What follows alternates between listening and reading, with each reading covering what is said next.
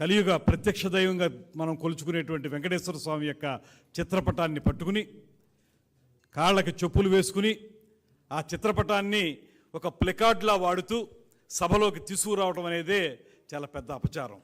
అంటే దీనికి వైఎస్ జగన్మోహన్ రెడ్డి గారి యొక్క డైరెక్షన్తో నడిచేరనేటువంటిది స్పష్టంగా కనపడతా ఉంది.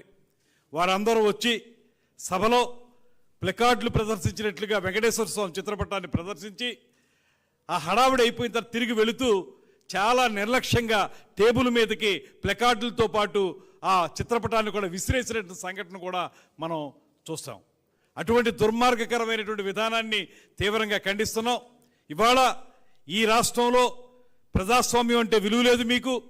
దాంతోపాటు భగవంతుని పట్ల అపచారాలు చేయటం నిత్యకృత్యం అయిపోయింది మీకు.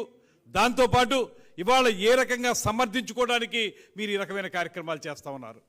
100% ఇది జగన్మోహన్ రెడ్డి గారి పర్యవేక్షణలో డైరెక్ట్గా ఆయన చెప్పిన విధంగానే జరిగింది కనుక నేను డిమాండ్ చేస్తున్నాను జనసేన పార్టీ తరఫున.